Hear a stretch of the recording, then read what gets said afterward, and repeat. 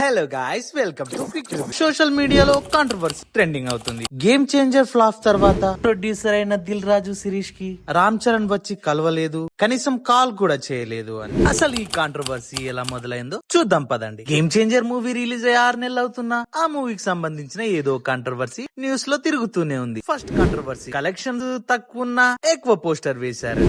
Second controversy, ఈ movie footage మొత్తం 4 hours ఉంది, ఎడిట్ సరిగా చేయలేదని.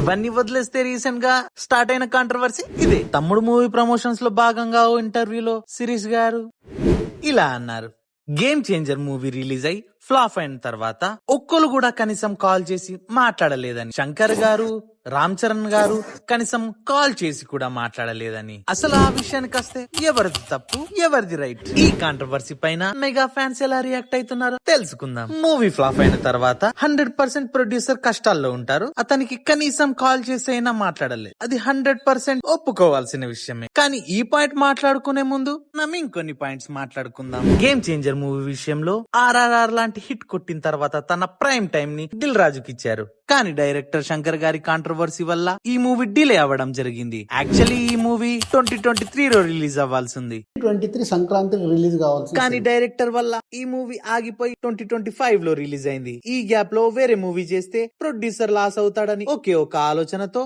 గేమ్ చేంజర్ మూవీ పైన స్టిక్ అయి ఉన్నాడు.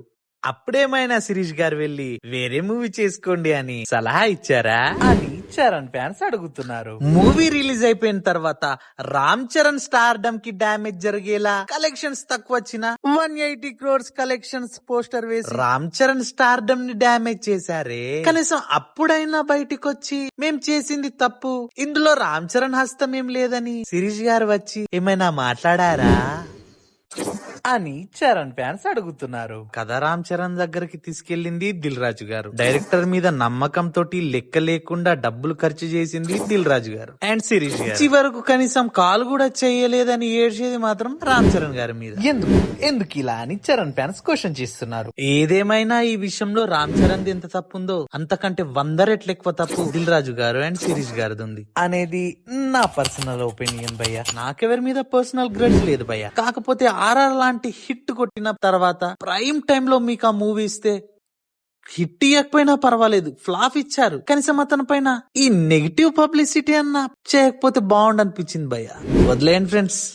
యాజ్ అ తెలుగు సినిమా బానిసగా ఇలాంటి కాంట్రవర్సీస్ జరగద్దని అనుకుంటున్నా. అండ్ నెక్స్ట్ రామ్ చరణ్ గారి పెద్ద సినిమా ఈసారి పాన్ ఇండియా లెవెల్లో గట్టిగానే రీసౌండ్ ఇస్తుందని గట్టిగా నమ్ముతున్నా భయ. ఈ కాంట్రవర్సీ గురించి మీకేమనిపించిందో కామెంట్ చేయండి. అండ్ ప్లీజ్ వీడియోని లైక్ చేసి ఛానల్ ని సబ్స్క్రైబ్ చేసుకోండి భయ.